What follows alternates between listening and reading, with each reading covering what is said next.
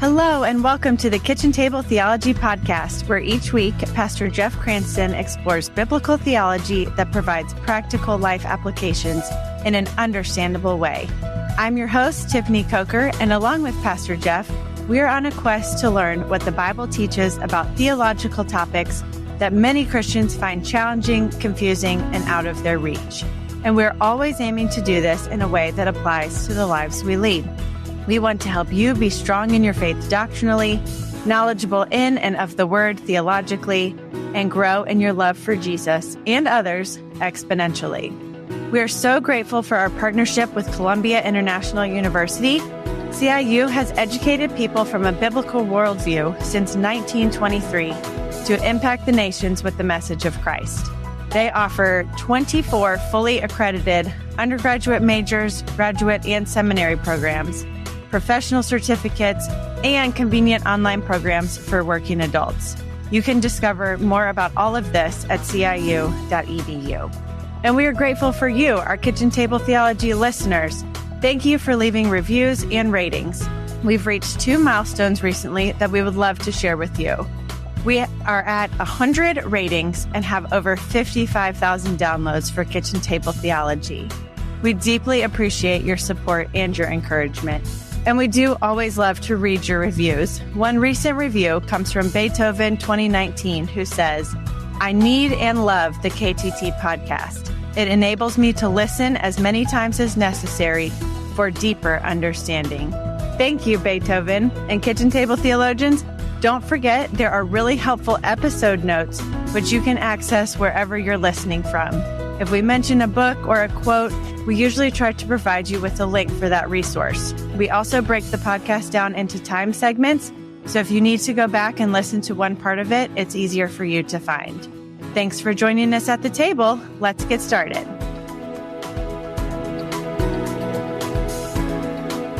Hi again, Kitchen Table Theologians. As always, thank you for joining us. And again, I'll just reiterate what Tiff just said. We really appreciate the support, the encouragement, and those reviews that you send. They're always an encouragement to us.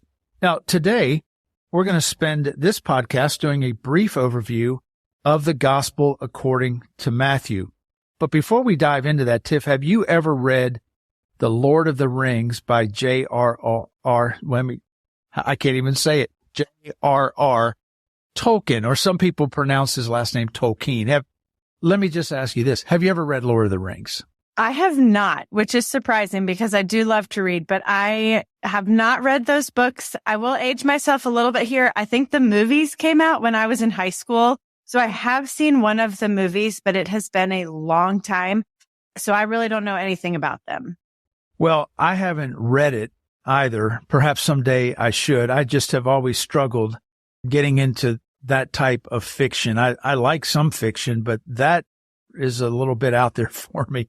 And Tolkien and C.S. Lewis, who were contemporaries and very good friends, by the way, I think they would take me to task for that. Lewis wrote a letter one time to his goddaughter, and he told her that he wrote The Lion, the Witch, and the Wardrobe for her. And he wrote in the letter, and I'll quote him now. He said, "I wrote this story for you, but when I began it, I had not realized that girls grow quicker than books.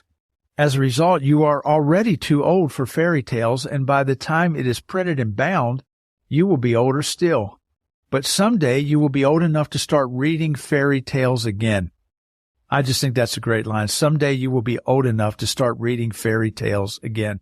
So maybe I'm just not old enough yet. Maybe I'll, when I'm in my 80s, if I live that long. But back to Lord of the Rings. Suppose you had a friend who is a really huge fan of that series and books or movies or whatever, and you go to your friend and you go, "Hey, I think I'll dive into this. Where should I begin?" I believe it's unlikely they would tell you, "Well, just read the climactic chapter about Frodo scaling Mountain Doom to destroy the ring." Now, that would just engender so many questions in your mind. Yes, I have so many questions from that. First of all, who's Frodo? What is Mountain Doom?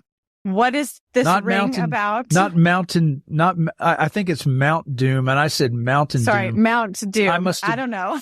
I guess I want a Mountain Dew to drink right now. So, yeah. So who's Frodo? And who's then Frodo? Say, what is Mount Doom? What is Mount Doom? Why are we scaling it? What is this ring? And why does the ring need to be destroyed? Yeah. So many questions. Well, you might grasp some of the story by reading one main chapter in isolation. But, and it's true for any book, to fully understand its meaning and its gravity, you've got to read it in light, especially Lord of the Rings. You have to read it in light, all of it in light of its backstory and its context. So this is where Matthew's gospel really shines. He tells the story of Jesus, a first century wandering itinerant preacher, but Matthew constantly paints around the edges and he fills in the narrative with the necessary background, especially for his Jewish readers. Matthew is insistent that we understand Jesus as the climax to this rather long, very long, thousands of years long, sweeping narrative about Israel that has literally stretched across thousands of years and all the books of the Old Testament. And we can almost hear him saying that the Old Testament's a story of people drawn to God and drifting away. Then they come back, then they drift away again. And, he would tell us there's tales of great heroes and there's disappointing failures, both of which, by the way, are represented in Jesus's genealogy. He would tell us about the account of prophecies written and unfulfilled until finally we see the arrival of Jesus, who, according to Matthew, is not only the fulfillment of prophecy, he brings that whole story to its fruition. Right. And you introduced us last week to Genesis and this Abraham and his family, that patriarchal line that we talked about, Yep. and the Israelites, which was leading to the Israelites in this story. So all of those years, I love how we can just switch from Genesis over to Matthew, but they're still somehow connected. You said last week, all of the stories of Genesis, all that family line was pointing to Jesus. So now we're here and Matthew's going to introduce us to Jesus. So I sort of answered my own question here, but who wrote the book of Matthew? You said the gospel according to Matthew. Who wrote that? Well, Matthew did, who was known as Levi. He's the author. Now at Kitchen Table Theologian, you may be wondering, well, why are you asking such a dumb question? It's obvious Matthew wrote it. Well, it's not obvious to a lot of people, and there's been a lot of conjecture about the authorship of this. But Matthew was a tax gatherer, tax collector. He was Jewish, but he worked for the Roman government. And because he collaborated with the Romans, who were hated by the Jews because, in their words, the Romans have their feet on our necks. They were overlords of Palestine and the Jewish people, so they hated the Romans. Matthew, not only as an employee of the Roman government, but also as a tax collector. I mean, who has a tax collector for a friend? We don't really like them, not so much as people, but for what they do. So Matthew was really despised by fellow Jews. Nevertheless, Matthew responded to Christ's simple call to follow him. And he left it. He gave it up. Now, after the account of the banquet that Matthew one time gave for his colleagues so that they could meet Jesus, he's never mentioned again in the whole New Testament, except in the list of the 12 apostles. And that's one of them. One of those lists is actually in Matthew chapter 10. And the other list of the apostles are in Acts chapter 1. So tradition says that Matthew preached in Palestine for about a dozen years after the resurrection of Christ, and then he went on to preach in other lands, but we really don't have any evidence for that. That's just sort of an oral tradition that's been passed down. So you saying that people maybe question, or it is a hard thing to know who actually wrote the book of Matthew, makes me think of the letters that Paul wrote. He introduces himself at the beginning of each book. We know which books of the Bible Paul wrote because that's how he starts each of those books. But none of the Gospels, all four Gospels really, I guess, are anonymous. None of them begins with words like, Matthew, the apostle, to the Jewish Christians of Palestine, sort of like how Paul introduces his letters. But so Matthew, Mark, Luke, and John, we don't have that in those books. Why do we think that Matthew wrote this gospel then? Well, you're exactly right. Well, from the earliest times, the ancient church has been clear and been very consistent and unanimous in attributing the first gospel to the apostle Matthew. During those days, there was no evidence at all that any other author ever claimed to have written the book. And I mean during Matthew's days and from then on, you know, in his lifetime, no one else ever claimed to have written the book. And in church history, no one else has ever been said, well, it was probably this person. It's always been attributed to Matthew. Now, no doubt, the early view of his authorship grew out of the statement in Matthew 9:9. And here's what that says. As Jesus passed on from there, he saw a man named Matthew sitting at the tax office, and he said to him, "Follow me." And he rose and followed him. So the record of Matthew's call in those three synoptic gospels, Matthew, Mark, and Luke, strengthened the view that this is that same Matthew. Scholars believe that the identification became more positive from the fact that Mark and Luke both call him by the name of Levi, the son of Alphaeus, and now they mention his father. So that's further evidence that he is who we think he is, and they call him a publican or a tax collector. The identification was aided by the fact Jesus attended a dinner at Matthew/Levi's home, and Jesus explained the gospel to the Pharisees with these words, "Those who are well have no need of a physician, but those who are sick, I've not come to call the righteous, but sinners to repentance." And then I think the clincher of who Matthew is found in, as I said, in Matthew and in Acts, where Matthew, the tax collector, is named among the 12 apostles. It is interesting, and then we'll move on, that after his name appears in the lists of the apostles, Matthew disappears from the history of the church as recorded in the New Testament. He's known mainly for his writing of the first gospel. Had he not written this, he would be almost entirely unknown. Wow. So we will go ahead and agree with the church historians, early church fathers. We will agree that Matthew is the one who wrote this gospel. So we'll do them a huge favor and agree with them. Agree with them. That's great. So we do know that he was one of the original 12 disciples. You just mentioned that. So he was an eyewitness to the life, ministry, the miracles that Jesus did, the death and the resurrection of Jesus. So we know he was there for all of that. Do we know when he wrote this book?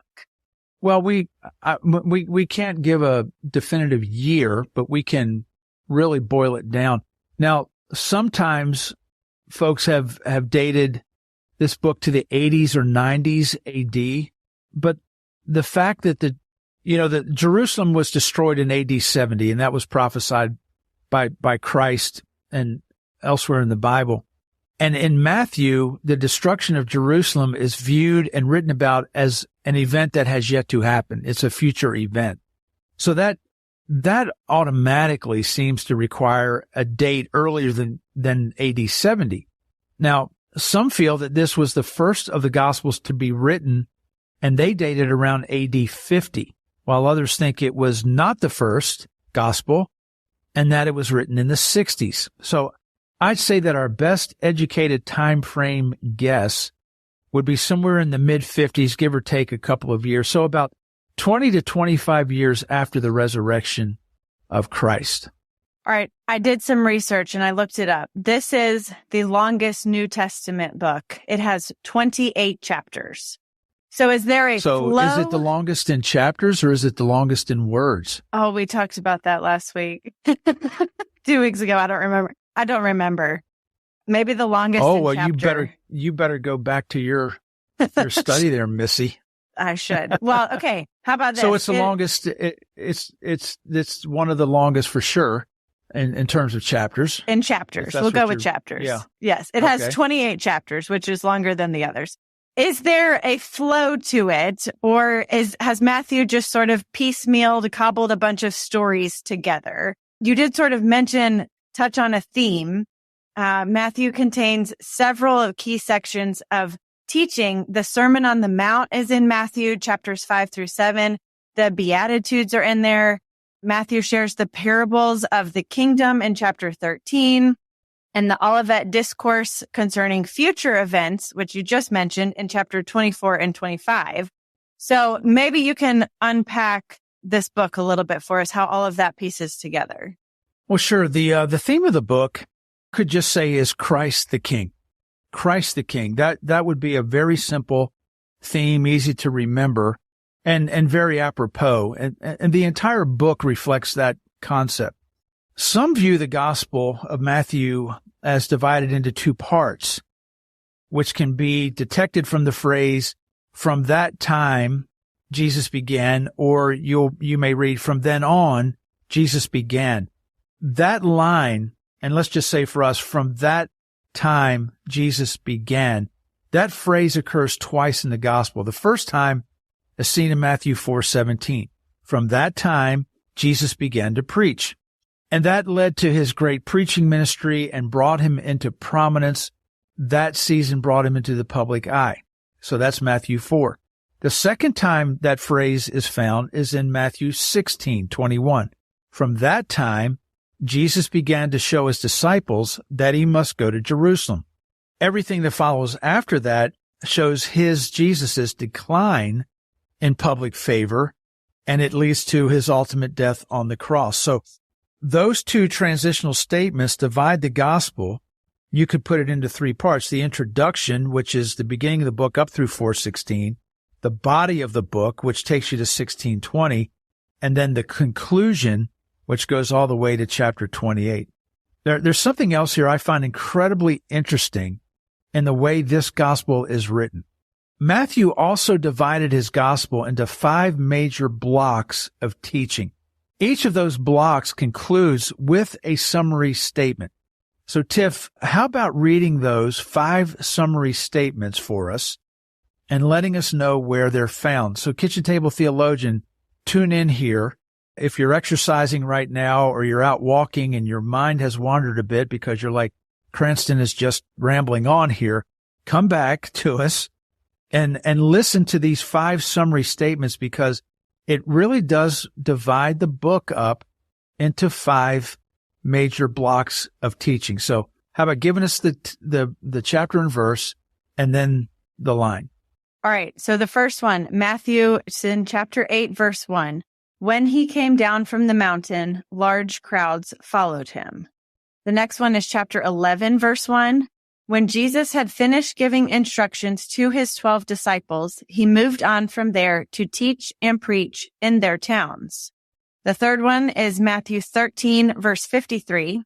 When Jesus had finished these parables, he left there. A few chapters later down in chapter 19, verse 1, when Jesus had finished saying these things, he departed from Galilee and went to the region of Judea across the Jordan.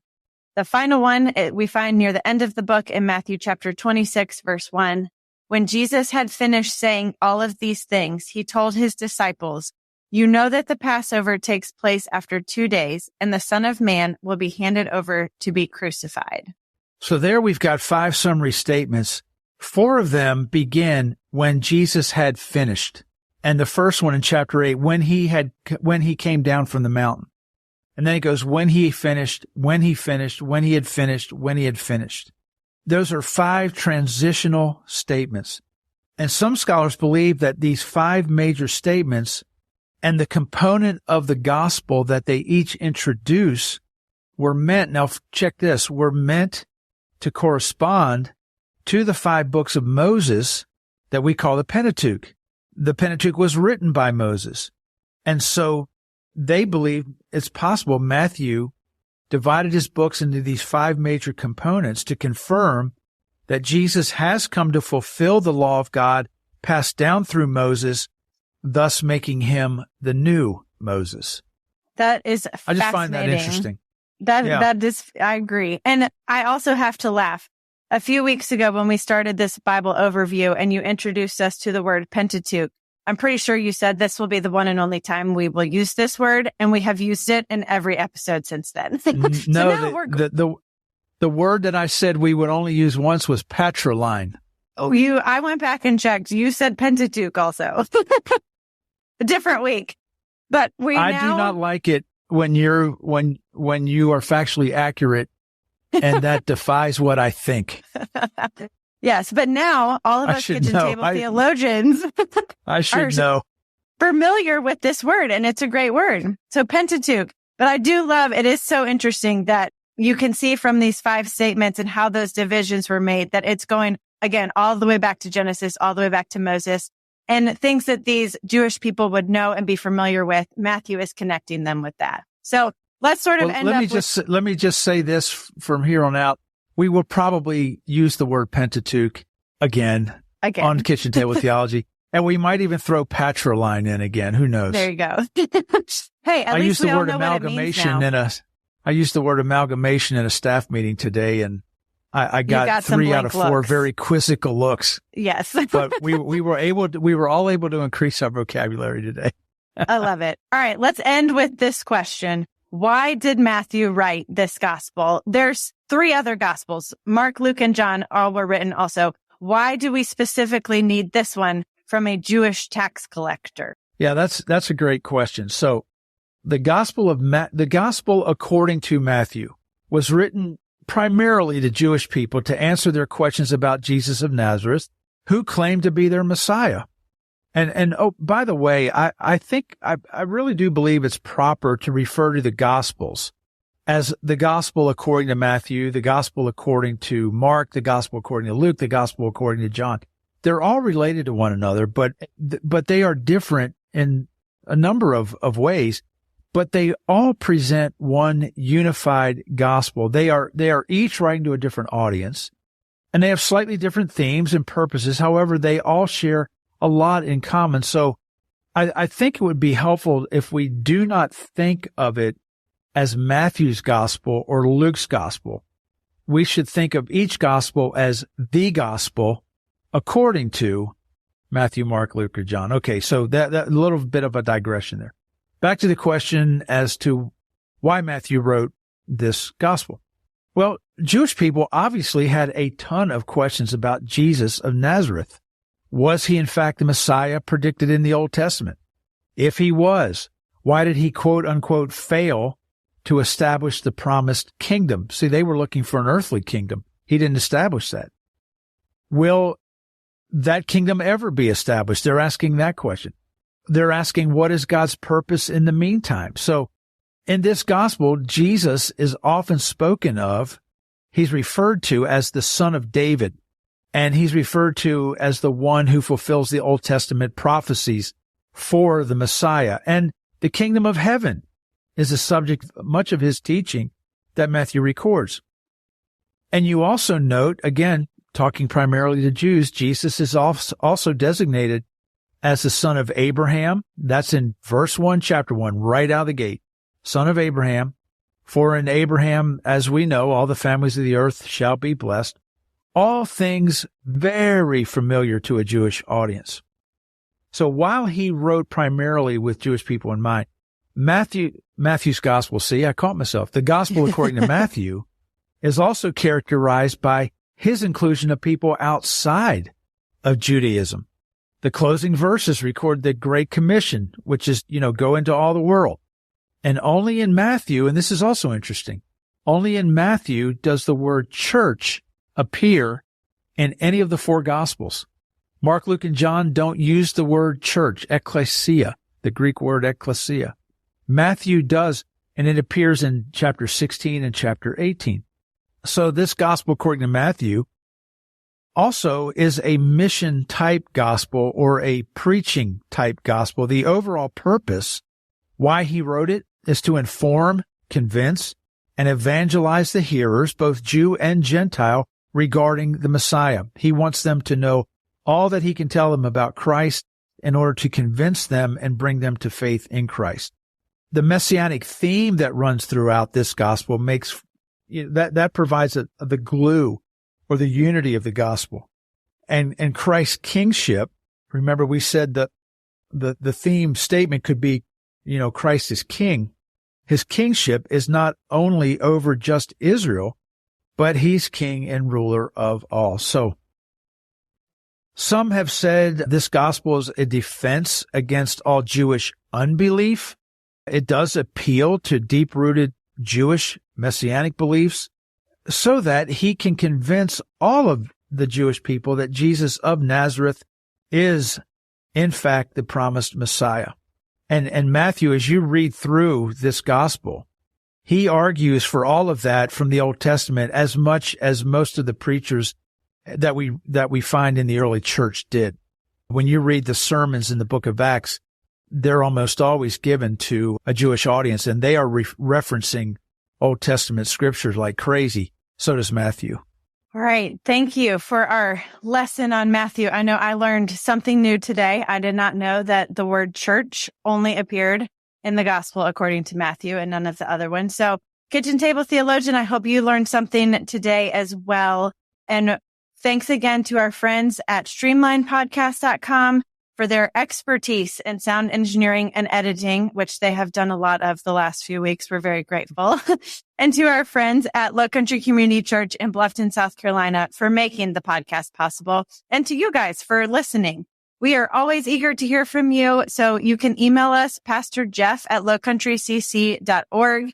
And as we said at the beginning, please rate and review the podcast, especially on Spotify and iTunes, because this really is what helps people find Kitchen Table Theology. Don't forget, you can check out today's episode notes as well.